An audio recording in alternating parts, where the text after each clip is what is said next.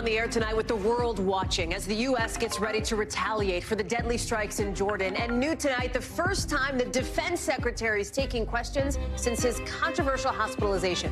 What he's saying about what's next for the military and for him coming up. Then moments ago, court ending for the day after the mother of the teen who carried out the worst school shooting in Michigan history took the stand in a trial that is making history now. The emotional moments in court and how she's trying to defend herself.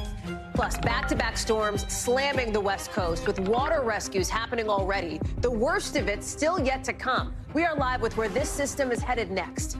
Then a reality check on the border battle in tonight's breakdown. Plus, the new feud between old exes.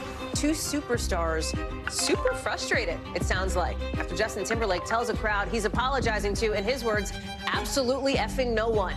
Why the music industry is paying so much attention later on in the show. Hey there, I'm Hallie, and right now the world is holding its breath for a retaliation that could come any day after that deadly attack that killed 3 American service members in Jordan, a campaign the White House said could last for weeks, meaning this crisis in the Middle East may be about to get bigger and last longer. With the Houthis late today launching even more strikes in the Red Sea. All of it as the man in charge of leading this response, the defense secretary, is speaking about it today in his first major public event since being treated for prostate cancer. This is a dangerous moment in the Middle East, and we will respond when we choose, where we choose, and how we choose. We've got team coverage tonight. Kelly O'Donnell is posted up for us at the White House, but I want to start with Matt Bradley, who's live in Tel Aviv. Matt, you are in the middle of a region that continues to be a tinderbox and now holding its breath for what could come next. Talk us through it. Yeah, well, it sounds like the Biden administration has decided on what they're going to do, but they haven't released all of the details. They haven't told us specific targets, but it sounds as though it's going to be in Syria and Iraq. Now, that's not new. The Biden administration, the Pentagon, they've been responding to repeated attacks by these Iran-backed groups in Syria and Iraq. And those attacks by those groups, they've been coming almost every day ever since a couple of weeks after those October 7th attacks by Hamas. So what we've heard is that these attacks, these reprisals are, really calibrated not to escalate into a wider war, and that they may involve proxies beyond just Iraq and Syria. You mentioned just a moment ago the Houthis. That's one group in in Yemen that's backed by Iran, part of the so-called axis of resistance. But then there's also Hamas in the Gaza Strip, which of course we know all about. Then there's Hezbollah in Lebanon, and I've been talking to you about them ever since I was in Lebanon all those months ago. So when we talk about these reprisals, it sounds as though from the Biden administration, it's not going to be just one set, discrete attack. It's going to be almost a season of retaliation, weeks and weeks. And that looks like it's almost meant to diffuse the reaction so as not to spark a wider war. That is the real issue here. The Biden administration has to navigate these narrow waters here, trying to retaliate, trying to differentiate their retaliation from what they've been doing for these past several months without ratcheting up the pressure and just making Iran break out into a wider war. Hallie? We're going to get to the Iran question more with Kelly in just a second. But, Matt, as we talk about what's happening in the region, there's also these new sanctions that the White House is putting in place against Israeli settlers in the West Bank, right? Not Gaza, but the West Bank. Talk about how that fits into the rising tensions. Yeah, I mean, that's a good question because that does kind of fit into what we're talking about here. Fears of a wider war. It's, as you mentioned, it's the West Bank. It's not the Gaza Strip. And clearly the Biden administration is worried about all of that violence from the Gaza Strip spilling over into the West Bank. Well, it already has. I mean, we've been seeing more than 100 deaths of Palestinians in the West Bank ever since October 7th. Hundreds of people arrested there, I think maybe thousands. So really the violence has already spilled over. We've been seeing all of this fighting in Jenin, that hospital footage that was so dramatic, those assassinations by Israeli troops. This is already spilled over, but it just goes to show the level of frustration that the Biden administration has had, that previous presidents have had with the settler violence in the West Bank. They see it as a wrench in the gears of any peace process. Hallie? Matt Bradley live for us in Tel Aviv. Matt, good to see you. Thank you. Kelly, that tees us up nicely for you and where things are headed at the White House, because Matt has laid out the complicated regional picture here. We know that the president is in constant contact with his national security team. The White House has foreshadowed something is coming. We don't yet know what. We don't, other than it will be multiple events, and it will be intended to send a very clear message of strength and restraint. And that is where, as Matt was indicating, such a difficult balance for this president right now, given everything that's happening on the world stage. And really, it is one of the things that makes being commander-in-chief so difficult, wanting to show force, to use it with intent to protect the ongoing U.S. service members who are in the region, U.S. assets and so forth, to make it clear that effectively you can't mess with the U.S. without a penalty, but at the same time wanting to be cautious about unintended consequences of any kind of military operation and what comes next. So a sustained campaign, multi-tiered is some of what they've said. The timing can be a function of a number of things. You have to consider matters like weather. You have to consider the movements of the potential enemy, whether those targets are something that are fixed or mobile. Lots of different considerations. And our understanding is the president made the initial decision that he is, in fact, going to take action and have a response. And then one of the questions will be, is that decision enough to carry these next steps? Or will there be other iterations of the president specifically approving of either certain targets or ongoing developments? That's the piece that we don't really have a lot of visibility on at this point. Hallie? And the man who's going to be charged with helping to lead the response, the defense secretary, is now speaking in the most personal terms that we've heard yet about the controversy that led this newscast and so many others, Kelly, weeks ago, which was this hospitalization. The White House apparently not finding out about it until days after Defense Secretary Lloyd Austin went into surgery after this prostate cancer diagnosis. He's now opening up about that, Kel. Well, the Secretary of Defense is always at the top of the cabinet in terms of the pressures and the burdens of that office. And at the same time, here he is with real substantive work to do, but he's also having to deal with his own shortcoming, his own failing in his office. What an unusual juxtaposition for a person in public life. He talked about the privacy issue, about his concerns about his own medical diagnosis and the blow that the diagnosis was to him, while at the same time, some time has passed now, the criticism was wide and bipartisan. He is taking accountability for his actions, a failure to notify the president and others. Secretary Austin spoke about this at length today with reporters. Here's part of what he said. I want to be crystal clear. We did not handle this right, and I did not handle this right. I should have told the president about my cancer diagnosis. I should have also told my team and the American public. And I take full responsibility. I apologize to my teammates and to the American people.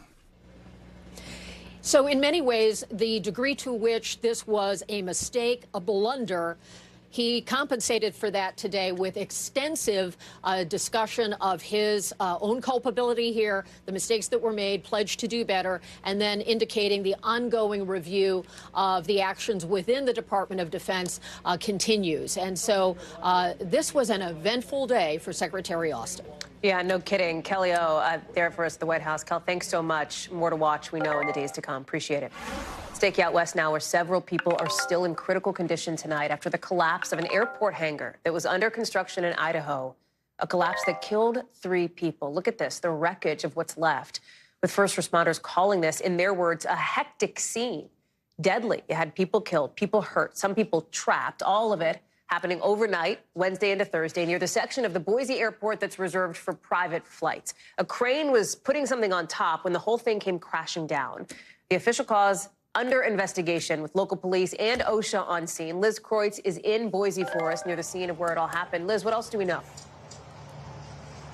Hey, Hallie. Yeah, I mean, the big question, of course, is what caused this. That's still unknown. We do know that OSHA has now taken over the investigation. We are right in front of this massive structure, and it's really shocking just to see how big it is and how it collapsed and caved in. Now, the owners of this structure are called a company called Jackson Jet Center. They released a statement saying that this occurred at their 39,000 square foot steel hangar that is under construction. As you mentioned, they say where dozens of dedicated people were working on this site, and they say we do not know exactly what caused the hangar collapse. But what we do know, Hallie, is, as you mentioned, this all happened around 5 o'clock last night, and first responders described a chaotic scene where they were pulling victims from the wreckage. We know that about 30 people may have been working here at the time this happened. 12 people were impacted. 5 of them, sadly, are in critical condition. 3 of them have died. Now, authorities have not released the identities of these victims. They say they're waiting to do that until the families have been notified. Hallie. Liz, I have to tell you, I don't want to put you on the spot here. I didn't realize how close you were to the scene of where this accident happened. I mean, that's it right behind you. I don't know if your photographer can pull out at all to give us a sense of the scope. It is enormous. I mean, it must have been so terrifying in those moments to have this happen, to see this happen. Can you, and thank you, I can see that we have that wider shot there. I mean, you can see the scale of this. How common is something like this to happen in the construction industry? And what else can you tell us about just being there? I mean, I see those workers behind you walking around. I have to assume that they may be part of it, although there's a guy riding his bike, so maybe you're on a bike path too, not sure. Yeah, Hallie, so the reason we're across the way a little bit is that the officials are kind of keeping us on this side right now. They blocked it off and fenced off the property right now, but it is shocking just how massive it is, and you can kind of see the crane behind us too. Yep. And construction is a dangerous profession here. We are looking at statistics from the Bureau of Labor Statistics. In 2021, 1 in 5 workplace deaths occurred in the construction industry. More than 1,000 people died in a construction workplace injury nationwide that year. It is the 3rd most dangerous profession, according to the Bureau of Labor Statistics from a study out in 2022. Only surpassing by that is fishing, farming, and transportation. So it's a very dangerous profession, and we can see how it played out right here in Boise. And, you know, we're obviously thinking of those victims tonight, and we'll get you any more details as they come in, Hallie. I know you will, Liz. Thank you. With so many families hoping for answers and soon. Liz Croyt's live for us there in Boise. Thank you. To Michigan now, with the mother of a high school shooter making a stunning and powerful statement before court wrap just before we came on the air, as she took the stand for the first time in this unprecedented trial. Listen. I've asked myself if I would have done anything differently, and I wouldn't have. If you could change what happened, would you? Oh, absolutely. I wish he would have killed us instead. Very intense moments in court. Jennifer Crumbley getting emotional, you see earlier, watching a video of the shooting, with she and her defense team trying to make the case that she had no idea her son could be capable of killing 4 students. The 4 teenagers you see here. Hannah St. Juliana, Tate Meir, Madison Baldwin, Justin Schilling. The trial we're seeing play out right now is a big deal because it's the first time in this country prosecutors are trying to hold accountable the parents of a mass shooter for their kids' actions. Jennifer Crumbley and her husband James are both now facing multiple manslaughter charges. Adrian Broaddus is joining us now. And Adrian, there were several extraordinary moments that came out of this testimony, including what we just heard there. Jennifer Crumbley saying she wished her son had killed her and her husband instead. Talk about what the defense strategy here is. What do they want the jury to try to understand? You know, Hallie, the defense is trying to paint the picture that Jennifer Crumbley was not responsible for storing the guns, but her husband was, James, who goes on trial in March. Jennifer even testified saying she didn't feel comfortable storing the guns. And she said, and I'm paraphrasing here, that was his thing. Talking about James Crumbley. She let him handle that. When she testified, she also mentioned that she felt no need for her son to receive mental health treatment. She said, yeah, he had moments of anxiety surrounding big tests at school. He was also worried about what he would do after high school. Would he be able to get into college because he had bad grades? In fact, the night before the shooting, there was a big fight at home because of his poor grades. So he was wondering, according to Jennifer Crumbley, if he should take the route of entering the military post-high school. Now, there was a point where the defense attorney asked her if she felt like she was a failure as a parent, and that was based on evidence the prosecution introduced. And Crumbley said, and I'm paraphrasing here, on terms of parenting, she didn't feel like a failure, but she felt sad and she felt she messed up somewhere along the way. More of that conversation. As a parent, you spend your whole life trying to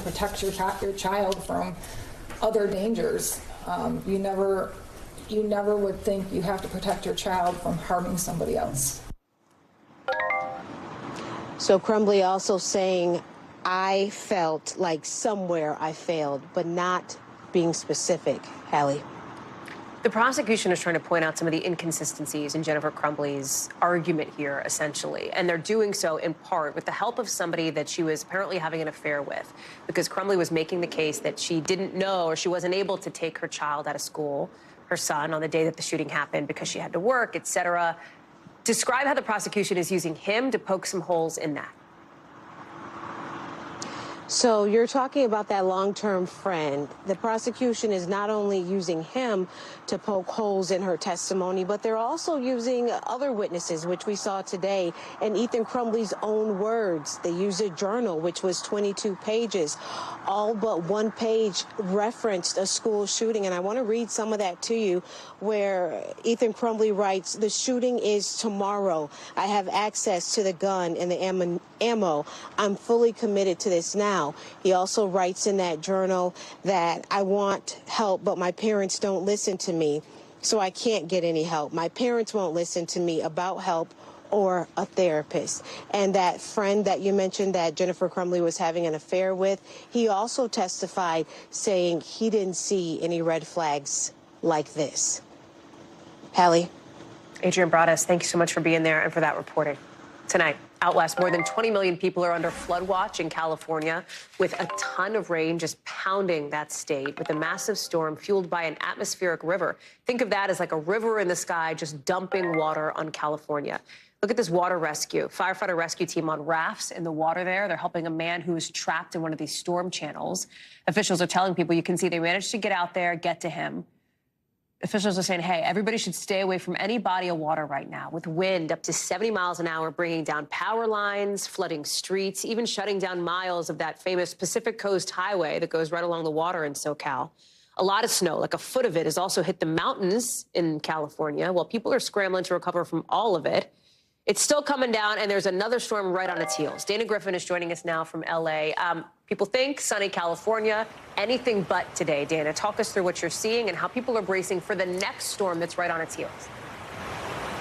Yeah, Hallie, I can tell you it's dry. We've actually seen the sun kind of peek out for the first time today, but that is not going to last, especially in this area. We are in Universal City, where another storm or another rain shower is expected in less than an hour. So this is just the first of back-to-back storms that are going to impact Southern California. And the more concerning one is the one that is going to come on Sunday. And right now, people got a little dose of that this morning. Listen to what one driver told our NBC station today. 30 minutes driving, a lot of puddles. It's flooding up a little bit. Kind of wondering how it's going to be in the next couple of days when they say it's supposed to flood even more. The freeways are pretty bad. So for those of you that are driving on the freeway, just drive slow. I mean, you could hit like just a puddle of water, you know what I mean? So just drive slow. And that's a good point, because as you mentioned, we saw that water rescue in Orange County today. PCH highway shut down. So officials are advising people, if you're seeing standing water, do not drive through it, because your car can be drifted out further. And that's where you have some cars that get stuck and get flooded. And, you know, it's just a cautionary tale as we prepare for this next round of storms. Hallie? Yeah, that says so much. Dana Griffin, where it is sunny, at least for a brief moment there in L.A. We'll see how long that lasts. Thank you, Dana. Appreciate it. To Michigan now, where the president is in a battleground state at a key time in his campaign, not too long after locking down a key endorsement from the United Auto Workers. Here's the message the president's sending in Michigan. Wall Street didn't build the middle class. Labor built the middle class, and the middle class built the country.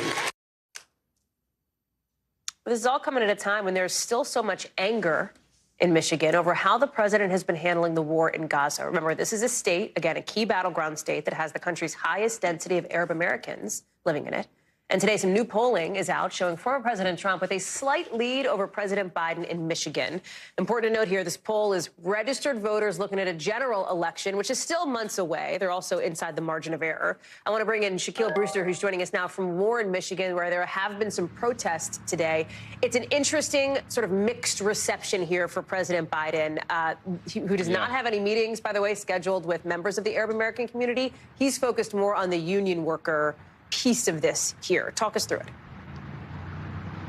Yeah, Hallie, the split screen almost that you saw today could not be more dramatic. Inside the UAW Union Hall, you had the president kicking off a campaign event. You had him meeting with folks who were union workers who were phone banking, who were making calls, getting people out to vote. You heard them laughing at his jokes. You heard him celebrating the economy, talking about unemployment going down, talking about inflation going down. You heard a really lighthearted moment inside that Union Hall. But then right outside, you had about the same number of people with Palestinian, pro-Palestinian protesters really criticizing him and yelling and saying that they believe he is responsible for what they call a genocide happening in Gaza. So that real split screen in a very crucial state for this president. We know that President Biden flipped the state of Michigan back in 2020. He won by about 150,000 votes. But we also know that this is a state with a high concentration of Arab Americans and Muslim Americans, and many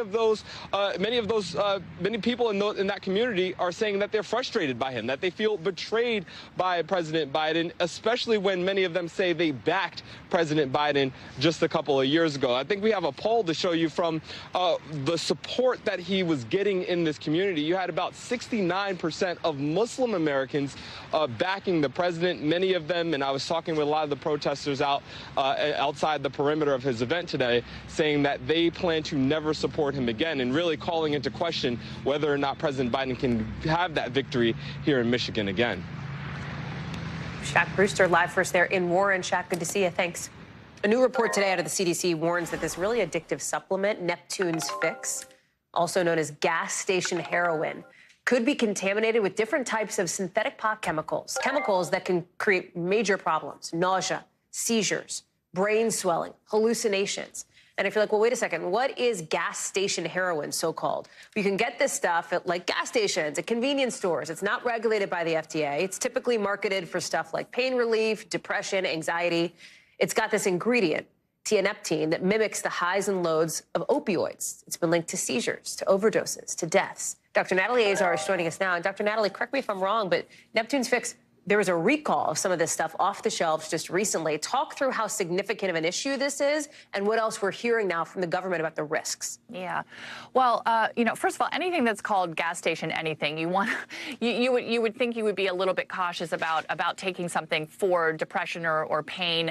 This is a medicine that's actually approved to treat depression in other countries, but not here in the U.S. The FDA has not found it to be an effective or a safe medication here. And the concern, as you pointed out in the lead, is that it can mimic the effects of opioids, which means that it can cause abuse at higher doses. It can also lead to tolerance as well as withdrawal. And the concern here is that not only can it be adulterated with other substances, but if you mix it with other medications or other substances, it can really increase the risk of overdose, obviously leading to death, as well as the side effects you pointed out, as well as suicidality. And there have been reports of suicidal ideation and attempts when this substance was taken, especially when mixed with other things.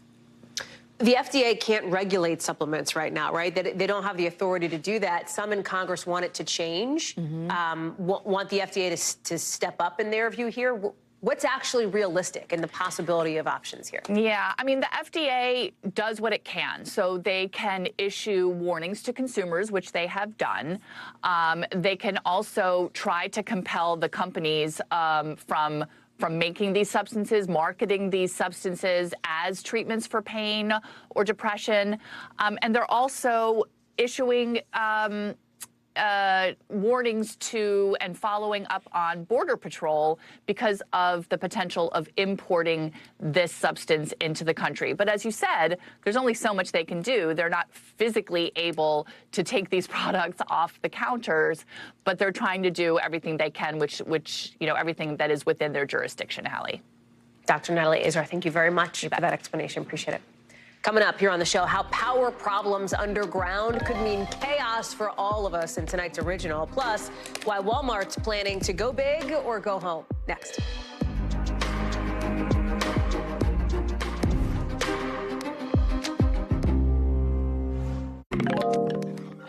So if you thought Walmart couldn't get any bigger since it already has more workers than any other company in the country, well, think again, because Walmart's planning to add 150 supercenters. I know you know what a supercenter is. It's the ones that have the grocery in it, the pharmacy, et cetera. Walmart already has something like 4,600 stores in this country, 600 Sam's Clubs, too, 1.5 million workers, and about 90% of us living in America live within 10 miles of a Walmart. Melissa Repko is joining us now. Walmart is already massive. Why are they leaning into the, more massive expansion piece of it when there's so much competition in the online space? It feels like they're really doubling down on the brick and mortar piece of it. Hallie, it may come as a surprise, but most of Walmart's business still goes through stores. About 87% of Walmart U.S.'s sales happen in stores. And even as online sales grow, stores are powering a lot of those sales because a lot of customers place an order online through Walmart's app or its website and then pick it up curbside in the parking lot, something that people started to do a lot more during the pandemic. It's also powering a lot of Walmart's fulfillment of online orders, even the ones that are delivered to people's doors or arrive in cardboard boxes, because it's closer to customers, which makes it a little bit cheaper for Walmart to use those stores rather than big warehouses, which can be further away. Walmart has the ability to use its sort of huge muscle to buy groceries, right, pass the cost savings on to consumers here. Do you foresee potentially a squeeze on some of these grocery store competitors that are near Walmart's? It's almost certain that Walmart will add a lot more competition in the grocery space. It's already the largest grocer by revenue when it comes to selling food and milk and eggs. But it's going to probably expand to a lot of markets where it's giving other regional grocers and even grocers like Kroger more competition. And it's worth noting that Kroger is trying to get bigger, too. It's trying to merge with Albertsons, and that merger is still pending. So this could be a way that Walmart wants to step up its competition, knowing that one of its competitors may get bigger as well. Melissa Repko, thank you very much. Super interesting. Let's get you over to the 5 things our team thinks you should know about tonight. Number 1, we're learning more about that Pennsylvania man we told you about, accused of murdering his father and then showing off his decapitated head on YouTube. Remember, in the video, the son says his dad was a federal worker for years and calls him a traitor. People who knew the son say he, quote, went off the rails in college, became obsessed with conspiracy theories, and damaged his own apartment. Number 2, more than 120 passengers and more than a dozen crew members on a cruise ship say they got sick. They're throwing up, they've got diarrhea, and nobody really knows why. The cruise line and the crew say they're cleaning more and isolating the people who are not feeling well. Yikes. Number 3, a bill that would expand the child tax credit is now heading to the Senate after getting a lot of support on the other side of the Hill in the House from both Democrats and Republicans. It's a $78 billion package that includes tax breaks for businesses. It needs 60 votes to pass now and get to the president's desk. Still a question mark whether it has those votes, but we'll find out soon. In just the last couple hours, number 4, the LA Chargers officially introducing Jim Harbaugh as the new head coach there, going from the NCAA to the NFL after winning this year's college football championship with the University of Michigan. He's reportedly going to get more than $16 million a year with the Chargers. Number 5, Prince Harry just honored at the Living Legends of Aviation Awards in California. But that's not why we're telling you about this. It's because another living legend was also there, our good friend Tom Costello. You've seen him on this show. Look at him, co-emceeing along with John Travolta. What a bunch of superstars right there, huh? Love to see it, Tom. When we come back. Why more Republicans say they will not support a border bill that has interests from both sides of the aisle. A reality check on what exactly is in it in our original. Plus, we'll tell you who's stepping up to help replace that stolen Jackie Robinson statue.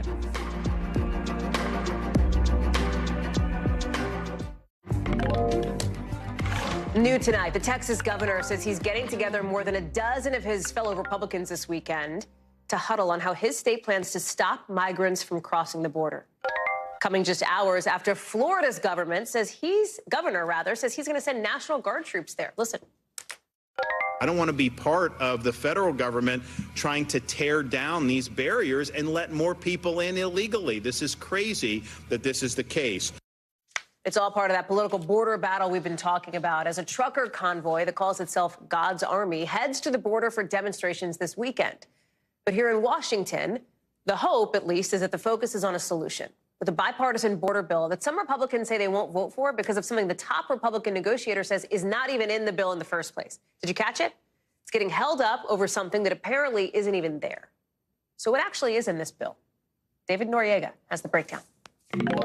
Senators from both parties right now hard at work trying to address the humanitarian crisis at the border, working up a bill that could give President Biden the power to shut down the border to asylum seekers. But a growing number of Republicans say they won't back it. Why? They claim the bill would allow 5,000 migrants to illegally cross the border per day. Apparently, we're concocting some sort of deal to allow the president to shut down the border after 5,000 people break the law. A claim that's made its way to former President Trump. 5,000 people a day, that's a lot. That's like record-setting stuff. But that's not quite what the bill is going to say. That's according to our Capitol Hill team, which has spoken with negotiators who are finalizing the details before they release the full text of the legislation. Right now, when migrants cross the border illegally, most are apprehended and released into the U.S. while they await a court hearing, a process some critics refer to as catch and release. This bill is expected to end that practice. Instead, migrants who cross the border would be detained, and they'd wait out a court hearing from a jail or other holding facility. That's where the 5,000 number comes from. If Border Patrol apprehends more than a daily average of 5,000 migrants crossing illegally in a week, it would require the Department of Homeland Security to start turning away all migrants who cross illegally, regardless of whether they're seeking asylum. If that happens, crossings would need to get to less than 75% of the number that triggered the shutdown over 7 days. But what about asylum seekers, people fleeing persecution in their home countries? They're not out of luck if the border is closed. Up to 1,400 of them can have their claims considered every day, but only by crossing at legal ports of entry. And someone who tries to cross the border illegally twice while the border is shut down could get banned from entering the U.S. for up to a year. The bill's negotiators say this whole plan would raise the standards for asylum and discourage illegal crossings. And all the rhetoric around that 5,000 number, even getting some Republicans frustrated. Number one, I would never agree to that, but it's also just a total mischaracterization of the bill. I'm extremely disappointed in the very strange maneuvering by many on the right to torpedo a potential border reform bill. That's what we all ran on doing. As for the White House, Mr. President, some House Republicans are calling the border deal a non-starter. Can you get it done? Mr. President, are you doing enough to deter it? Perhaps just a hint of optimism, rooting for Congress to come to a solution. David is joining us live now from Eagle Pass, Texas. David, that's the view from Washington here. Give us the view from where you are, because you're talking with a woman who helps the only center in town that helps asylum seekers, right? Tell us what she told you. Yeah, Hallie, Valeria Wheeler, out of everyone here in Eagle Pass, is one of the people who probably gets the closest to the actual migrants that this entire controversy is about, right? She runs the one facility that allows them to, get briefly settled into Eagle Pass before they move on to their next destinations. Last month, when the number of crossings hit record highs, she says more than 18,000 migrants passed through her shelter just in the course of December. I asked her whether she thought that this was an invasion in the way that Governor Abbott and other Republicans characterize it. She said no, and I want to play you a little bit more of what she said. Take a listen. They don't want to have luxury, or some of them, they just want to be safe. They want their kids to be able to play outside without any danger. Hallie, she not only said that this is not an invasion, she actually went further and said that she wouldn't even characterize it as a crisis. She says that her shelter has been seeing large numbers of migrants coming through since 2018. The numbers go up, they go down according to seasonal fluctuations. She's gotten used to the cycle. She actually prefers it when her shelter is full. The one thing she did say, Hallie, is that she wishes the government would do something to make it so that people coming into the country can do so through a lawful and orderly process, not risking their lives crossing the river behind me every day. Hallie. David Noriega there for us in Eagle Pass. David, thank you. NBC News covers hundreds of stories every day. And because it can be tough to read or watch or listen to them all, our bureau teams have done it for you. This is what they tell us is going down in their regions in a segment we call The Local. Out of our Southern Bureau, take a look at this. It might look like snow. It is not. It's actually fire suppression foam coming out of a hangar at Houston Airport. Look at that, up to the windows of those cars there. It was apparently caused by a malfunction inside a United Airlines hangar. Fortunately, there weren't any people or planes inside when it happened. Cleanup crews came in to help. No impact on travelers, unless, of course, you're the traveler who was driving one of those cars buried by the foam. Out of our Western Bureau, a high-rise building in downtown L.A. vandalized overnight with graffiti. Look at this. Police say they spray-painted 25 floors. The building's under construction, but work stopped on it years ago. You see how high up that goes? Police say they'll remove the graffiti and tighten security around the building, which sits right across from the home of the Lakers. Nobody's been arrested. And at our Midwest Bureau, a youth baseball league in Kansas says it'll replace the statue of Jackie Robinson that was stolen thanks to GoFundMe donations and a commitment from Major League Baseball. Remember, we told you about it here on the show. Look at this. The statue was stolen from a park last week. Only the shoes were left. It was found burned up at a trash bin, basically, near a local park. Police are still looking for the suspects, but hopefully this story will have a happy ending. Tonight's original now with in-depth reporting on a topic we've been watching. As parts of the East Coast are set to face below freezing temperatures over the next week, we're zeroing on a pretty stunning new report showing a pattern of natural gas scares, shutoffs, and electric blackouts nationally over the course of the last decade, often coming right in the middle of some of these winter storms.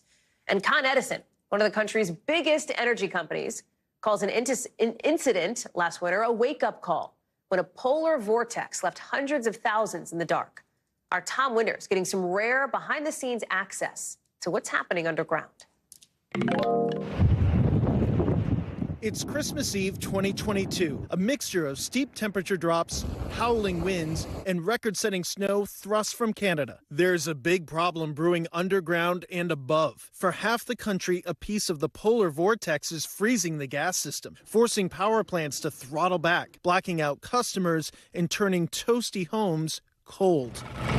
Hundreds of thousands blacked out. This plant makes both electricity and steam for Manhattan and New York City. Here at Con Edison's largest plant in Manhattan, helping to serve over 1 million steam customers, it's all about the heat. Con Ed says the 2022 event is a, quote, wake-up call. Their president says it underscores how important gas supply is to electricity and steam that critical infrastructure relies on in New York City. It goes from big facilities like this, it goes to places like hospitals, and then to large apartment buildings and small single-family homes. The plant, like Con Ed's individual customers, uses natural gas, too. In 2022, when the supply of gas to the city plummeted, prompting emergency texts to residents, the system was on the brink. We did not think we would have enough natural gas to supply our delivery customers. You need to essentially shut down natural gas customers if you don't have enough pressure to supply them for safety reasons.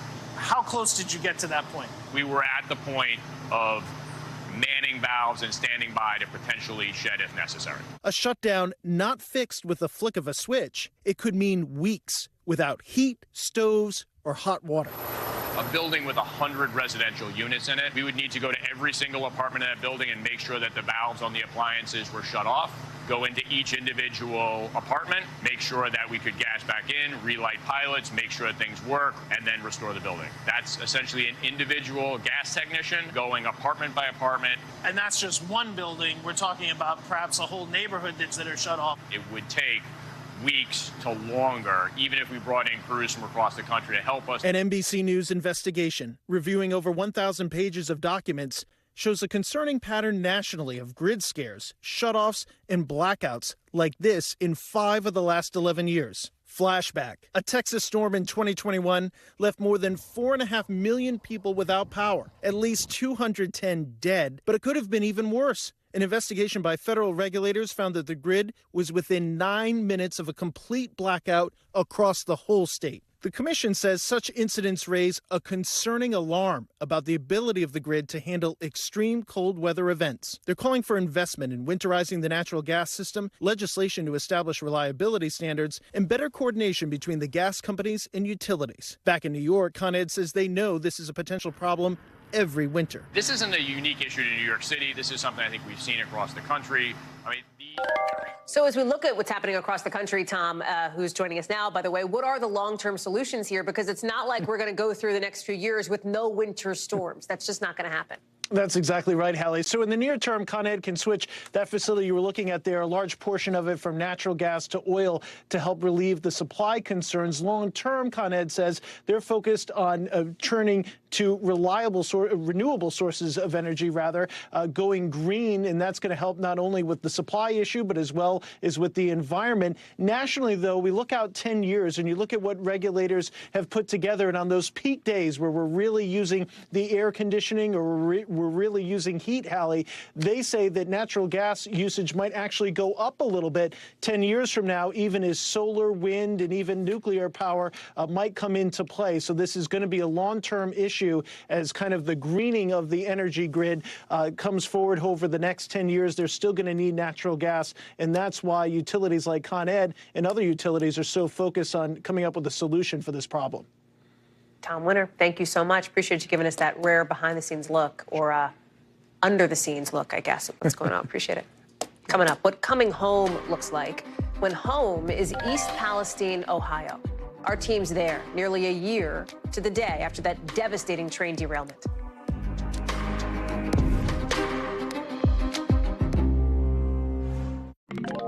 Some new documents now from the National Transportation Safety Board are giving us new insight on that horrific train derailment in East Palestine, Ohio. Remember, that one happened almost a year to the day ago. Transcripts from the train's cab detail the moment conductors realized something was wrong, saying, "We didn't get any air in the back. That means we've come apart." Then a few days later, according to the report, folks from Norfolk Southern sent texts, including photos of the crash site. Another person replies, "Cool. We're waiting on Norfolk Southern to respond to our request for comment," because locals obviously didn't see it as cool. Of course not. The derailment spilled out all those hazardous materials, forced thousands of people to evacuate from their homes, and opened up a whole bunch of accountability issues. As still, 1 year later, families there say the impact is far from over. Our Stephen Romo is back in East Palestine tonight. He's got the story. I didn't realize you worked this close to the ground zero, as you called it. What was it like the day it happened? Well, I was there. It was a regular day. I work in the little convenience store. Christina Dilworth, born and raised in East Palestine, Ohio, worked just yards from the site of the train disaster, where federal investigators say a failed wheel bearing caused 38 cars to derail, some bursting into flames and leaking hazardous chemicals. Fortunately, there were no reported fatalities. The volatile and dangerous scene forcing first responders and investigators to stay back. Now, a year later, Dilworth hoped coming back to her house would feel more like coming home. But I have a feeling it's not going to be back to normal, ever. I always feel like we're like the forgotten town. A lot of people just thought that they don't hear anything on the news, so they think it's all done and over and then cleaned up. And it's like, no, it's far from being over. The crash, a flashpoint for the Biden administration. In the days after, Republicans vocal in their criticism. The fact that these chemicals are still seeping in the ground is an insult to the people who live in East Palestine. Transportation Secretary Pete Buttigieg called out for not going to the site for 3 weeks. Biden responding that investigators were there quickly. Within 2 hours of that derailment, the EPA was in there. And the administration pushing a door-to-door wellness check program. Now, coming back to this door, Dilworth has a heavy heart. It was where we had all our family gatherings, and of course there's the family china. Health-wise, are you concerned just being here? Yes, I am concerned. I've already been exposed, because in the beginning I was getting coughing, sore throat, rashes, nausea, sick, and it seems to have cleared up now since I've gone to the hotel. But since I've come back from the hotel, I've been sick the whole time. In October 2023, EPA reports saying almost no contaminants related to the derailment have been found at concerning levels in the air since February 2023 and in surface streams since May 2023, adding that, quote, to date, residential groundwater wells have not been affected. Chris, how are you? Chris Hunsinger manages the Norfolk Southern remediation site near the derailment location. He says the cleanup portion largely wrapped up late last year, and much of the work now is restoration. A lot of people asking why it took so long. What was the biggest challenge at this site? It's a complex site, but everything we do, we've got to work with the regulators to get done correctly. Hunsinger says the contaminated areas had to be divided into grids, tested, and given the all clear one segment at a time, checking for the chemicals that spilled. Crews also dug culverts and installed pump systems, which are still removing contaminated stormwater, which is stored in massive blue containers nearby. Our goal here, certainly from the environmental standpoint, is to bring it back so you didn't even know where the event happened. How much of the focus of this has been about the water? I mean, a very large part of the focus has been the water. We knew, the water should no longer be affected, and now we're in the process of doing the testing and the analysis to confirm that water is not affected. Dilworth's mind has been on water too. State environmental regulators say it's safe to drink from the tap, but she's still afraid. This is why I have all these bottles of water. I don't even know what it's like to drink out of the faucet anymore. And she wonders just how close to normal things will ever return. I'm hoping 10 years from now that, oh yeah, okay, everything's fine, everybody's safe, but in the back of my mind, I think, are we going to start developing illnesses? Stephen Romo is joining us now, fresh off his trip there from East Palestine. And Stephen, in that piece, you talked about how this, in many ways, became a flashpoint for the Biden administration. We know President Biden is set to travel to East Palestine this month. That feels like a key moment for both him and for the community. Yeah, certainly. We don't have details on what exactly the president will be doing during his trip, but the White House hosted a call with reporters yesterday talking about it. And one point of criticism for the Biden administration has been the lack of an emergency declaration. Now, officials on that call saying it's still premature to judge whether or not those resources will be needed. Of course, we'll see what the president has to say, if anything, on that topic when he visits. We'll also see, frankly, what some of these very concerned residents have to say to the president once he's in East Palestine. Hallie? Stephen Romo, thank you so much for that. Appreciate it.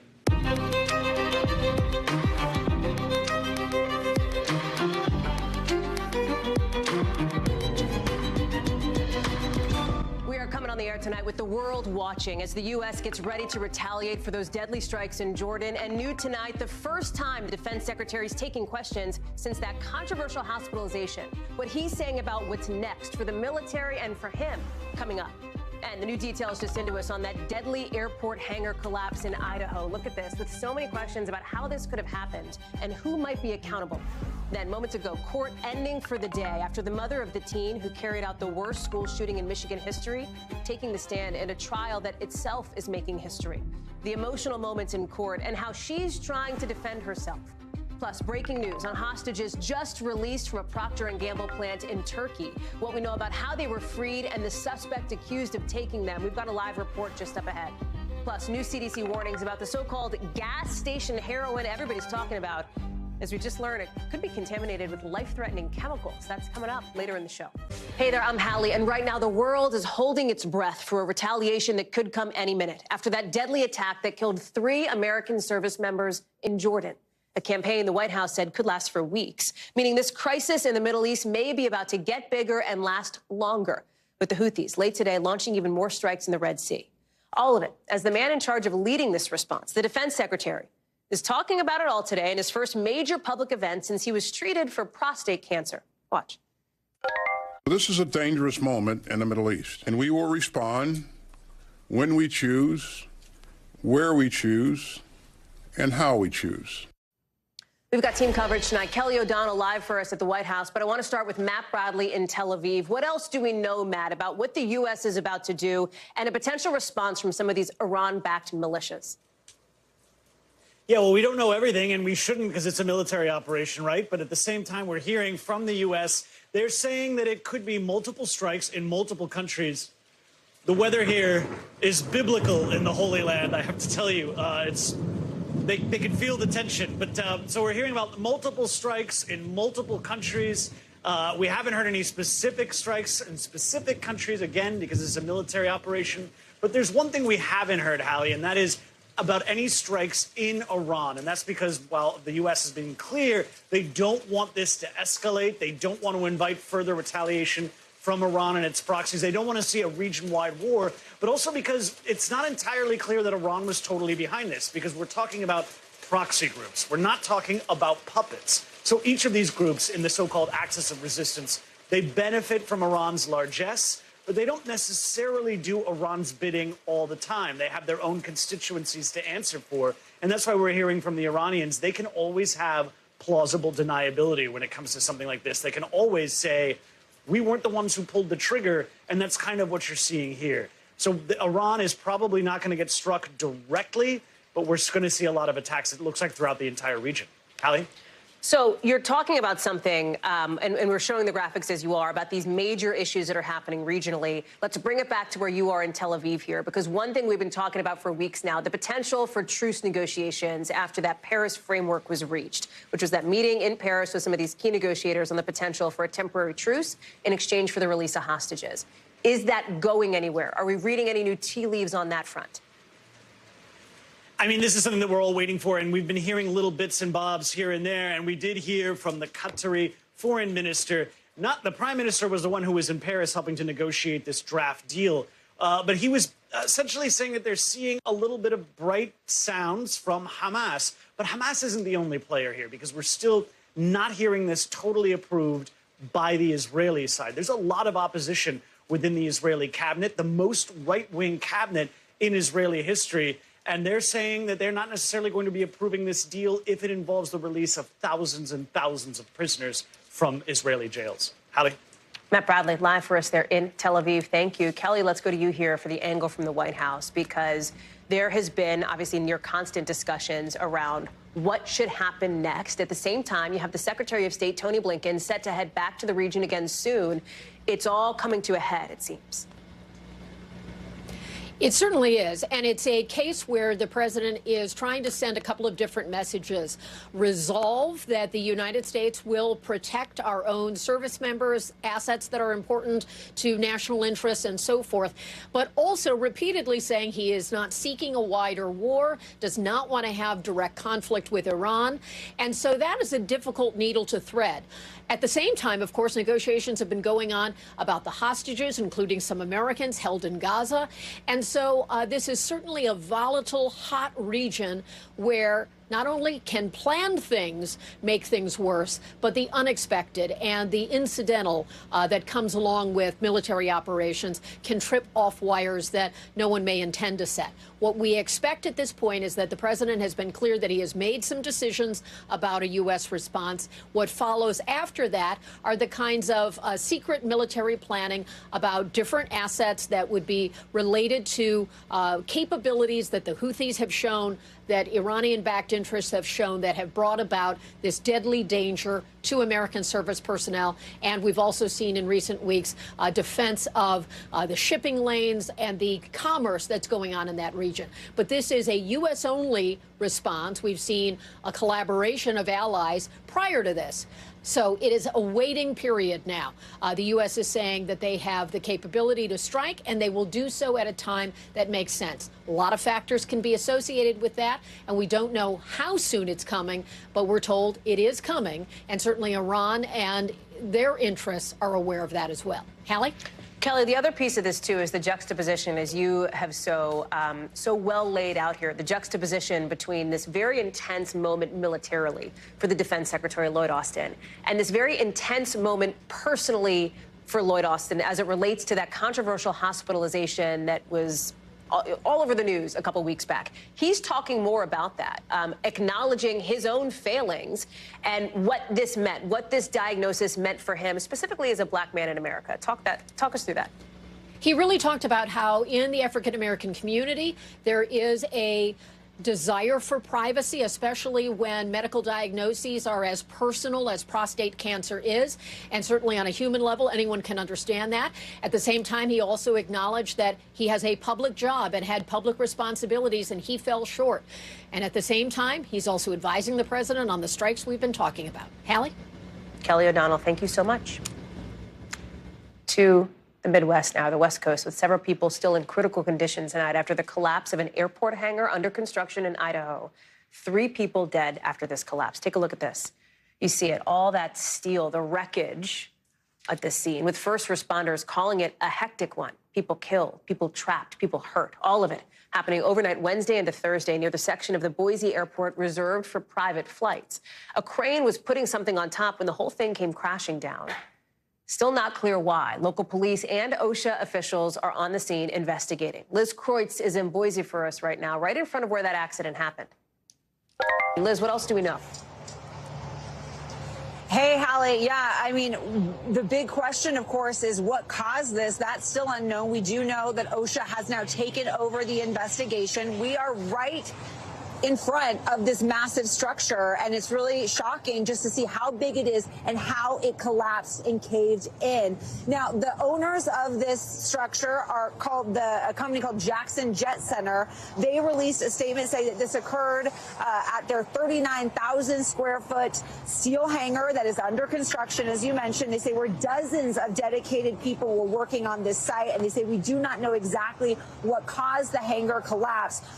But what we do know, Hallie, is, as you mentioned, this all happened around 5 o'clock last night, and first responders described a chaotic scene where they were pulling victims from the wreckage. We know that about 30 people may have been working here at the time this happened. 12 people were impacted. 5 of them, sadly, are in critical condition. 3 of them have died. Now, authorities have not released the identities of these victims. They say they're waiting to do that until the families have been notified, Hallie.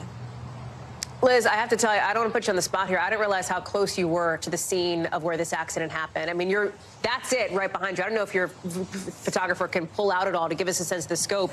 It is enormous. I mean, it must have been so terrifying in those moments to have this happen, to see this happen. Can you, and thank you, I can see that we have that wider shot there. I mean, you can see the scale of this. How common is something like this to happen in the construction industry? And what else can you tell us about just being there? I mean, I see those workers behind you walking around. I have to assume that they may be part of it, although there's a guy riding his bike, so maybe you're on a bike path too, not sure. Yeah, Hallie, so the reason we're across the way a little bit is that the officials are kind of keeping us on this side right now. They've blocked it off and fenced off the property right now, but it is shocking just how massive it is, and you can kind of see the crane behind us too. Yep. And construction is a dangerous profession here. We are looking at statistics from the Bureau of Labor Statistics. In 2021, 1 in 5 workplace deaths occurred in the construction industry. More than 1,000 people died in a construction workplace injury nationwide that year. It is the 3rd most dangerous profession, according to the Bureau of Labor Statistics from a study out in 2022. Only surpassing by that is fishing, farming, and transportation. So it's a very dangerous profession, and we can see how it played out right here in Boise. And, you know, we're obviously thinking of those victims tonight, and we'll get you any more details as they come in, Hallie. I know you will, Liz. Thank you. With so many families hoping for answers, and soon. Liz Croyt's live for us there in Boise. Thank you. To Michigan now, where the mother of a high school shooter making an extraordinary statement before court wrapped in just the last couple hours, taking the stand for the first time in a trial that is unprecedented. Watch. I've asked myself if I would have done anything differently, and I wouldn't have. If you could change what happened, would you? Oh, absolutely. I wish he would have killed us instead. A lot of emotion in this trial so far. Jennifer Crumbley, you see her there tearing up as she watched a video of her son the day of that shooting while on the stand. She and her defense team tried to convince the jury she had no idea that her son would be capable of killing 4 students. The 4 teenagers you see here: Hannah St. Juliana, Tate Meir, Madison Baldwin, and Justin Schilling. The reason this trial is a big deal is because it's the first time ever in this country that prosecutors are trying to hold the parents of a mass shooter accountable for their child's actions. Jennifer Crumbley and her husband, James, are both facing multiple manslaughter charges. Adrienne Broaddus is covering this. She is joining us now. Obviously, some pretty stunning moments today with Jennifer Crumbley for the first time taking the stand, as the defense is trying to make the argument that she was a caring mom who essentially did the best that she could. Talk through the evidence they showed today, and then after that, we'll talk about what the prosecution's doing. Yeah, let's start there, Hallie. Jennifer Crumbley on the stand for nearly 2.5 hours, and that sound you just played from her, that's what was left with members of the jury as they go home for the night, unable to talk about this case clearly with anyone. But defense attorney Shannon Smith started out by sharing memories from Jennifer Crumbley's Facebook page, and we're talking about photos that she uploaded of her son marking his last day of school, the day he got his braces, her and her husband and Ethan, the shooter, just days before the shooting at a tree farm, smiling as a happy family picking out a Christmas tree. We also saw photos of them inside of their home on what they called game night, family time together. And then something that was a little chilling for members, we're told, inside of the courtroom today is how Jennifer Crumbley described herself. Listen in. Do you believe you are the victim here? I don't want to say that I'm a victim because I do not want to disrespect those families that truly are the victims on this, but we did lose a lot. Okay. You lost everything. We did. So a delicate dance there. She didn't want to call herself a victim, and then it was soon after that when Jennifer Crumbley said she wouldn't change anything, but if she could, it would be that her son ended her life and her husband's life instead of the 4 students who died. Hallie? The prosecution is trying to point out some of the inconsistencies as they see it in Crumbley's defense here. What are those? So that is something members of the prosecution will drill in tomorrow at the start of the day on cross-examination. One thing that was pointed out today when Shannon Smith was questioning her client, she asked about the timeline. She talked about why she and James Crumbley were hiding out in that warehouse. You know, the prosecution talked about finding wads of cash, more than $6,000 of cash. Well, by contrast, Jennifer Crumbley testified that they took out that money after the advice of her father, who has been involved in civil suits before, saying that that money would be seized. And she also said something in her testimony saying that she was planning to turn herself in, but she and her husband were waiting to hear from their attorney, Shannon Smith. So tomorrow on cross-examination, it's likely prosecutors will poke holes in that and try to hammer out that timeline. Hallie? Adrian Broaddus, thank you so much. Appreciate it. Take out west, because tonight something like 20 million people are under flood watches across California, with so much rain pounding the state thanks to a storm fueled by an atmospheric river. This river in the sky dumping a ton of water. Look at this. We've seen some water rescues already. This is a firefighter team on a raft. They're trying to get to a guy. They did get to him, who was trapped in one of these storm channels here, with officials telling everybody, hey, stay away from any kind of water right now. You've also got the wind that's a factor, up to 70 miles per hour in some spots. Power lines coming down. Some of the Pacific Coast Highway also shut down. Heavy snow, like a foot of it, is also coming into the mountains in California. And while folks there are bracing for whatever comes next, they're wondering, how bad will the next storm on this one's heels actually be? Dana Griffin is joining us now from L.A. We used to talk about sort of drought in drought in California and Nevada. 100% a year ago. Now it's like 1%, right? There is not currently a water crisis, although there is, you could debate short-term, long-term here. Talk about the impact, though, of this rain, sort of in the medium term and then longer term as well.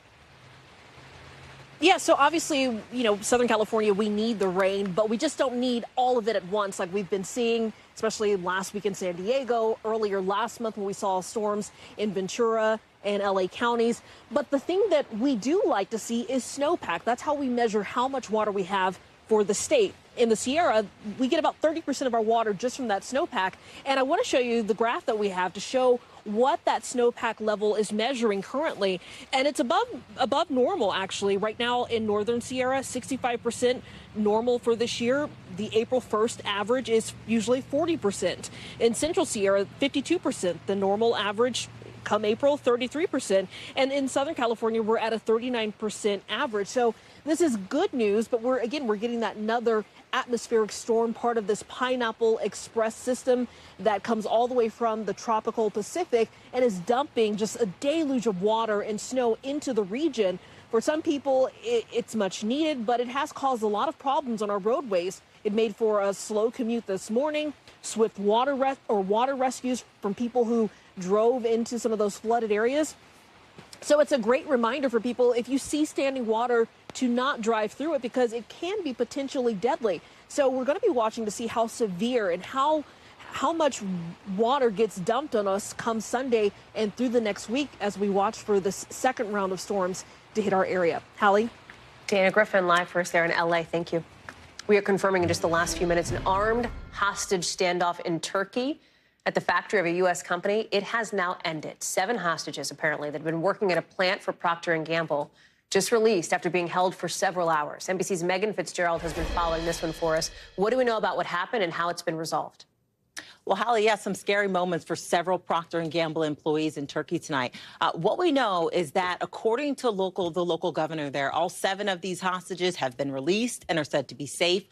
This was a rescue operation by police after negotiations broke down. Now, both the governor and Procter & Gamble confirmed that the suspect was apprehended by law enforcement. The suspect is said to have been a former Procter & Gamble employee. And here's what we know about how he got inside this building. Now, local media is reporting that he entered through the main entrance of the factory, which is just outside of Istanbul. And according to the governor, he was carrying a weapon and apparently beat up the security guards. We are hearing from a relative of a hostage who told local media that the suspect then fired 3 shots into the air before taking the 7 members hostage. The governor says that the gunman's demands were to stop the war in Gaza. Procter & Gamble is, of course, a U.S.-based company with factories all across the world. But again, authorities are confirming tonight that these hostages were Turkish nationals and that there were no Americans involved and no one was hurt. Hallie? Megan Fitzgerald live for us with those late-breaking details tonight. Thank you. Let's take it to Michigan, where the president has been today celebrating a key endorsement from the United Auto Workers and telling members supporting them that supporting them is the easiest thing he's ever done. Listen to what he's saying. Wall Street didn't build the middle class. Labor built the middle class, and the middle class built the country. Still not too far outside Detroit, where the president was speaking, not celebrations, but protests over how the president has been handling the war in Gaza. Remember, Michigan is a key battleground state that has the country's highest density of Arab Americans. It comes as new polling shows former President Trump with a slight lead over President Biden in Michigan. We should note this poll is a general election poll of registered voters, which is still months away. These results are also inside the margin of error. Shaquille Brewster is joining us now from Warren, Michigan, where we've seen some of those demonstrations today. So this split screen that we've talked about here, Shaq, a warm reception for the president with auto workers, a chillier reception where you are from some of those protesters. Absolutely, Hallie. And, I'll tell you, the president is actually here in Warren. He's about 2 stores over. We're right outside the security perimeter, and he's having a meeting with some UAW workers, including 2 who he actually joined the picket line with back in the fall. Of course, UAW endorsing the president coming here to celebrate that endorsement. Earlier today, joining a phone bank at a UAW union hall. That, of course, is coming in contrast. That's what he wants to talk about, and that's coming in contrast with what people here want him to focus on. And you have right across the street from where the president is right now, a group of protesters, pro-Palestinian protesters, who are saying that they are ready to, quote, abandon Biden. They're holding up signs saying as much. They're from the Arab American and Muslim American community, and they're saying they're feeling betrayed by the president because of his support for Israel and the Israel-Hamas war. They say that they believe he's supporting what they call genocide happening in Gaza. So that's the true split screen that you're seeing in this state that we know is crucially important. It was important in 2016. It was important in 2020 when President Biden flipped it from President Trump. And you have many people in that community saying that they are going to withhold their support from the president this time around because of what they're seeing overseas. And Hallie, we'll get a test to see of how impactful this could be. Michigan has a primary later this month. Many of them saying that they're going to, on that ballot, not vote for Biden, not vote for another candidate, but instead say that they are uncommitted to show the numbers that they have in the frustration that they've been harboring. We're going to see about those results, of course, after South Carolina later on this month. Shaq Brewster, thank you so much. Appreciate it. A new report tonight out of the CDC warns that there's this highly addictive supplement, Neptune's Fix, also known as gas station heroin, that could be contaminated with different types of synthetic pot chemicals that can cause very intense side effects, life-threatening impacts, nausea, seizures, brain swelling, hallucinations. It's called gas station heroin because you can get it at gas stations, at convenience stores. It's not regulated by the FDA. It's typically marketed for things like pain relief, depression, anxiety. It has an ingredient in it, tianeptine, that mimics the highs and lows of opioids. It's been linked to seizures, overdoses, and deaths. Dr. Natalie Azar is joining us now. Dr. Natalie, we're talking about this idea of so-called gas station heroin. The CDC says it might be essentially laced with some of these synthetic chemicals. We don't really know what's in it, but there's this other twist where it's difficult for it to be regulated by the FDA. How did we get here? Yeah. Well, I mean, this compound has been studied in this country for quite a number of years. It did not ever get FDA approval to treat depression, although it is approved in other countries to treat depression. But the issue really here is twofold. One is that it does have pharmacologic properties that are very similar to opioids, and so there is the potential for abuse and misuse there because it can actually result in a euphoric high.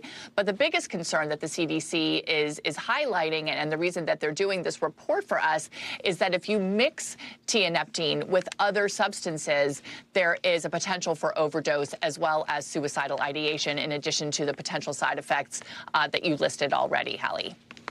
What about, can you pull on that thread of what this drug is used for in some other countries there, what the impacts are in Europe and Asia and Latin America, where some of these other areas, these regions, these continents where it is allowed to be used? Yeah, so there are some inconsistencies in the literature in terms of the potential for abuse and addiction. There was a study a couple of years ago from Madrid that found that there was no issue with tolerance, with withdrawal, or anything like that. And at the end of the day, Hallie, it probably comes down to dose.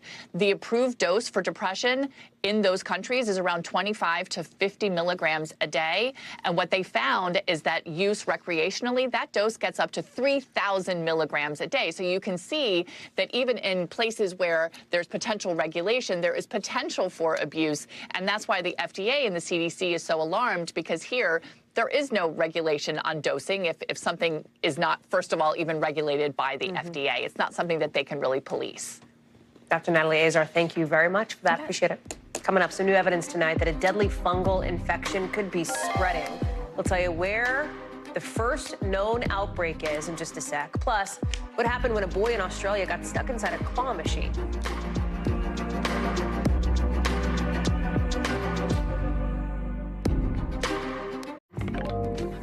A stunning shakeup in Formula One. That's coming up in our 5 things. But first, new tonight, the Texas governor says he's gathering more than a dozen of his fellow Republicans to huddle on how his state plans to stop migrants from crossing the border, just hours after Florida's governor says he's sending National Guard troops to the state.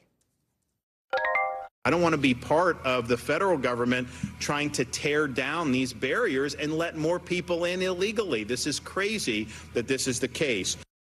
All of it part of that border battle we've been seeing there down south with a trucker convoy that calls itself God's Army headed there for demonstrations this weekend. Here in Washington, a different kind of fight, a political fight, with a bipartisan border bill that some Republicans say they won't vote for because of something the top Republican negotiator says is not even in the bill.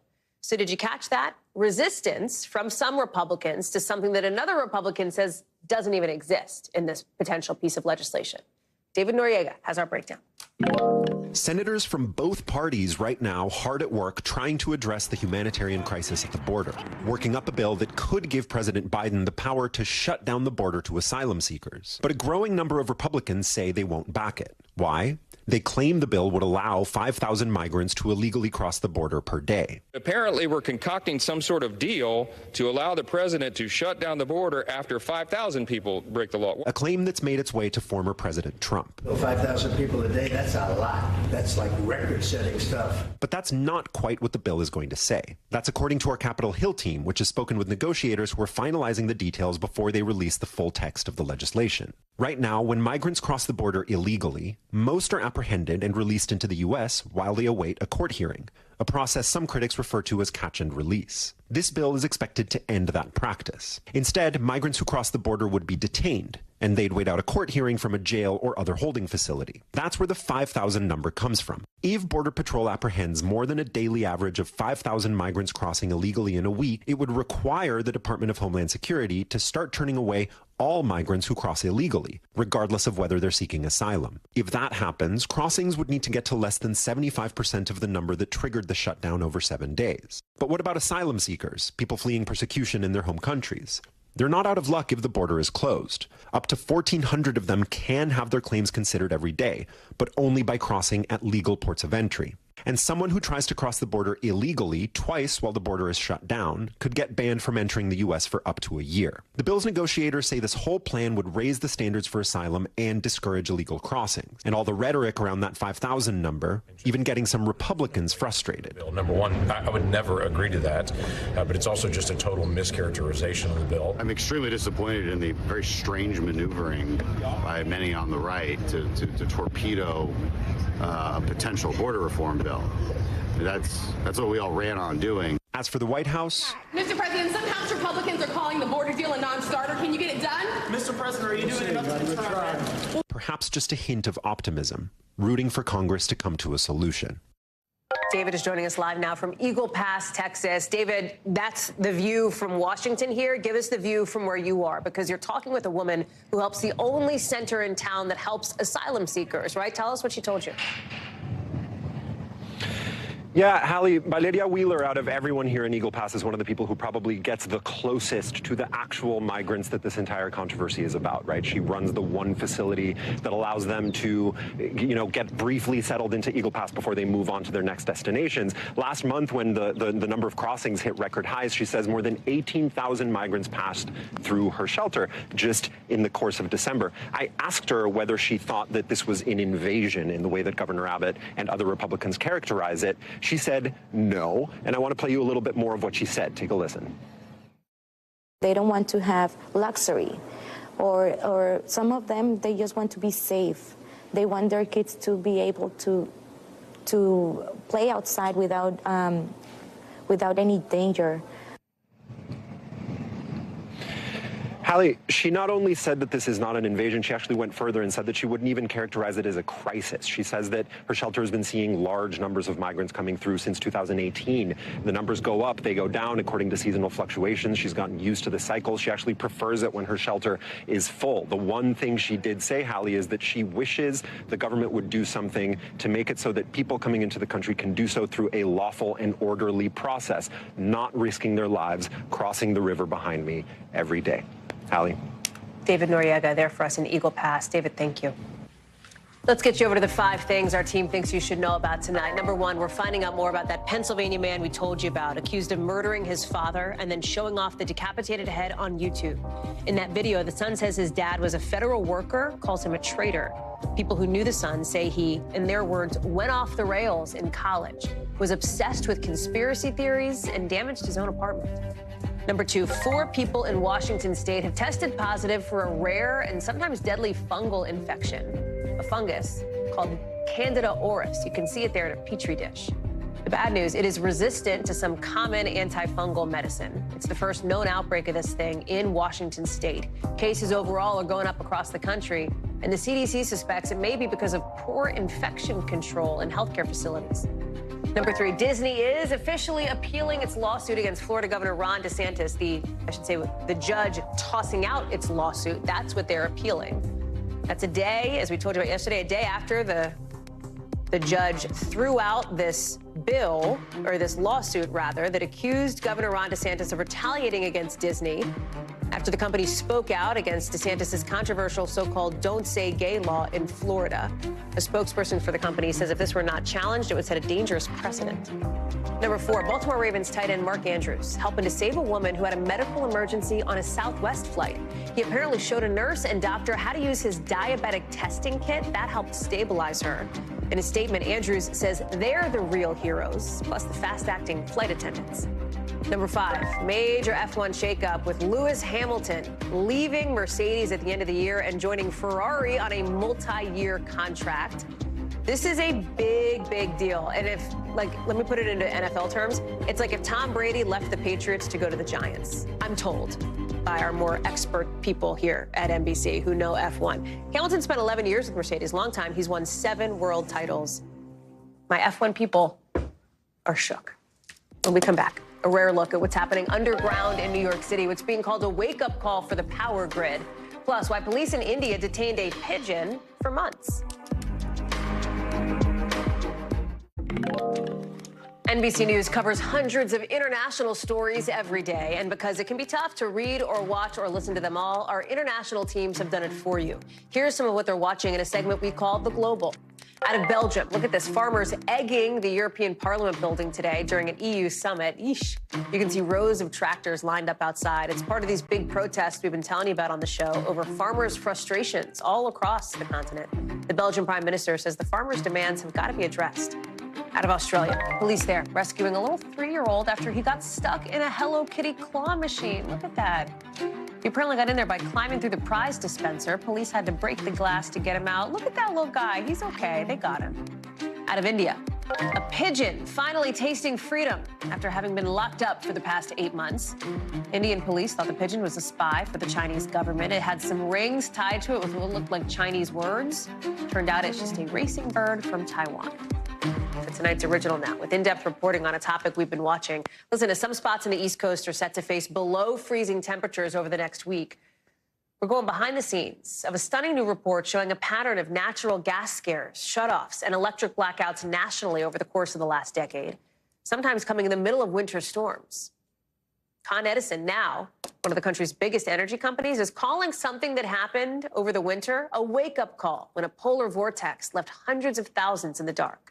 Our Tom Winter is getting a rare behind-the-scenes look at what's happening underground to try to prevent this. It's Christmas Eve 2022, a mixture of steep temperature drops, howling winds, and record-setting snow thrust from Canada. There's a big problem brewing underground and above. For half the country, a piece of the polar vortex is freezing the gas system, forcing power plants to throttle back, blacking out customers, and turning toasty homes cold.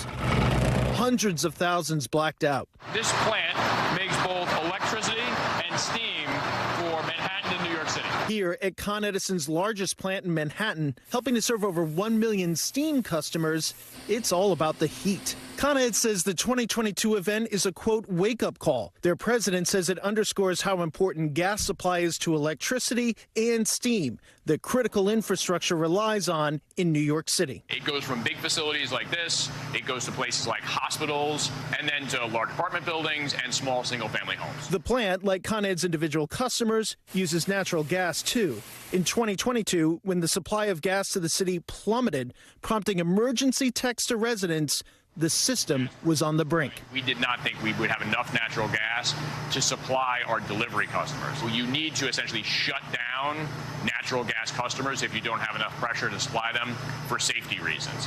How close did you get to that point? We were at the point of manning valves and standing by to potentially shed if necessary. A shutdown not fixed with a flick of a switch. It could mean weeks without heat, stoves, or hot water. A building with 100 residential units in it, we would need to go to every single apartment in that building and make sure that the valves on the appliances were shut off, go into each individual apartment, make sure that we could gas back in, relight pilots, make sure that things work, and then restore the building. That's essentially an individual gas technician going apartment by apartment. And that's just one building. We're talking about perhaps a whole neighborhood that are shut off. It would take weeks to longer, even if we brought in crews from across the country to help us. An NBC News investigation reviewing over 1,000 pages of documents shows a concerning pattern nationally of grid scares, shutoffs, and blackouts like this in 5 of the last 11 years. Flashback. A Texas storm in 2021 left more than 4.5 million people without power, at least 210 dead, but it could have been even worse. An investigation by federal regulators found that the grid was within 9 minutes of a complete blackout across the whole state. The commission says such incidents raise a concerning alarm about the ability of the grid to handle extreme cold weather events. They're calling for investment in winterizing the natural gas system, legislation to establish reliability standards, and better coordination between the gas companies and utilities. Back in New York, Con Ed says they know this is a potential problem every winter. This isn't a unique issue to New York City. This is something I think we've seen across the country. So as we look at what's happening across the country, Tom, who's joining us now, by the way, what are the long-term solutions here? Because it's not like we're going to go through the next few years with no winter storms. That's just not going to happen. That's exactly right, Hallie. So in the near term, Con Ed can switch that facility you were looking at there, a large portion of it from natural gas to oil to help relieve the supply concerns. Long term, Con Ed says they're focused on turning to renewable sources of energy, going green, and that's going to help not only with the supply issue, but as well as with the environment. Nationally, though, we look out 10 years and you look at what regulators have put together, and on those peak days where we're really using the air conditioning or we're really using heat, Hallie, they say that natural gas usage might actually go up a little bit 10 years from now, even as solar, wind, and even nuclear power might come into play. So this is going to be a long-term issue as kind of the greening of the energy grid comes forward over the next 10 years. They're still going to need natural gas, and that's why utilities like Con Ed and other utilities are so focused on coming up with a solution for this problem. Tom Winter, thank you so much. Appreciate you giving us that rare behind-the-scenes look, or under-the-scenes look, I guess, at what's going on. Appreciate it. Coming up, what coming home looks like when home is East Palestine, Ohio. Our team's there nearly a year to the day after that devastating train derailment.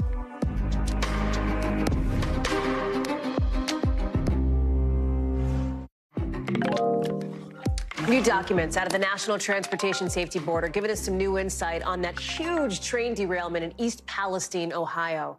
It happened almost a year to the day from today. Transcripts from the train's cab detail the moment conductors realized something was wrong, saying that they didn't feel any air in the back. That means, quote, we've come apart. A few days after that, according to the report, folks from Norfolk Southern sent texts, including photos of the crash site. You can see another person responds, cool. Norfolk Southern telling us in a statement just in the last hour, we have no tolerance for anything that undermines the seriousness of the situation. We've taken steps to address this with our employees. You remember that derailment spilled hazardous materials everywhere, forced thousands of people to evacuate from their homes, and opened up a whole bunch of accountability issues. Because even now, even a year later, some families say the impacts are certainly still being felt. Stephen Romo went back to East Palestine and has the story. I didn't realize you worked this close to the ground zero, as you called it. What was it like the day it happened? Well, I was there. It was a regular day. I work in the little convenience store. Christina Dilworth, born and raised in East Palestine, Ohio, worked just yards from the site of the train disaster, where federal investigators say a failed wheel bearing caused 38 cars to derail, some bursting into flames and leaking hazardous chemicals. Fortunately, there were no reported fatalities. The volatile and dangerous scene forcing first responders and investigators to stay back. Now, a year later, Dilworth hoped coming back to her house would feel more like coming home. But I have a feeling it's not going to be back to normal, ever. I always feel like we're like the forgotten town. A lot of people just thought that they don't hear anything on the news, so they think it's all done and over and then cleaned up. And it's like, no, it's far from being over. The crash, a flashpoint for the Biden administration. In the days after, Republicans vocal in their criticism. The fact that these chemicals are still seeping in the ground is an insult to the people who live in East Palestine. Transportation Secretary Pete Buttigieg called out for not going to the site for 3 weeks. Biden responding that investigators were there quickly. Within 2 hours of that derailment, the EPA was in there. And the administration pushing a door-to-door wellness check program. Now, coming back to this door, Dilworth has a heavy heart. It was where we had all our family gatherings, and of course, here's the family china. Health-wise, are you concerned just being here? Yes, I am concerned. I've already been exposed, because in the beginning, I was getting coughing, sore throat, rashes, nausea, sick, and it seems to have cleared up now since I've gone to the hotel. But since I've come back from the hotel, I've been sick the whole time. In October 2023, EPA reports saying almost no contaminants related to the derailment have been found at concerning levels in the air since February 2023 and in surface streams since May 2023, adding that, quote, to date, residential groundwater wells have not been affected. Chris, how are you? Chris Hunsinger manages the Norfolk Southern remediation site near the derailment location. He says the cleanup portion largely wrapped up late last year, and much of the work now is restoration. A lot of people are asking why it took so long. What was the biggest challenge at this site? It's a complex site, but everything we do, we've got to work with the regulators to get done correctly. Hunsinger says the contaminated areas had to be divided into grids, tested, and given the all clear one segment at a time, checking for the chemicals that spilled. Crews also dug culverts and installed pump systems, which are still removing contaminated stormwater, which is stored in massive blue containers nearby. Our goal here, certainly from the environmental standpoint, is to bring it back so you didn't even know where the event happened. How much of the focus of this has been about the water? I mean, a very large part of the focus has been the water. We knew, the water should no longer be affected, and now we're in the process of doing the testing and the analysis to confirm that water is not affected. Dilworth's mind has been on water too. State environmental regulators say it's safe to drink from the tap, but she's still afraid. This is why I have all these bottles of water. I don't even know what it's like to drink out of the faucet anymore. And she wonders just how close to normal things will ever return. I'm hoping 10 years from now that, oh yeah, okay, everything's fine, everybody's safe, but in the back of my mind, I think, are we going to start developing illnesses? Stephen Romo is joining us now, fresh off his trip there from East Palestine. And Stephen, in that piece, you talked about how this, in many ways, became a flashpoint for the Biden administration. We know President Biden is set to travel to East Palestine this month. That feels like a key moment for both him and for the community. Yeah, certainly. We don't have details on what exactly the president will be doing during his trip, but the White House hosted a call with reporters yesterday talking about it.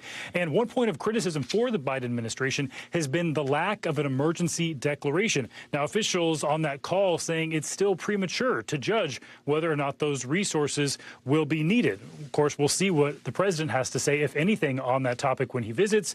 We'll also see, frankly, what some of these very concerned residents have to say to the president once he's in East Palestine. Hallie? Stephen Romo, thank you so much for that. Appreciate it. Thanks for watching. Stay updated about breaking news and top stories on the NBC News app or follow us on social media.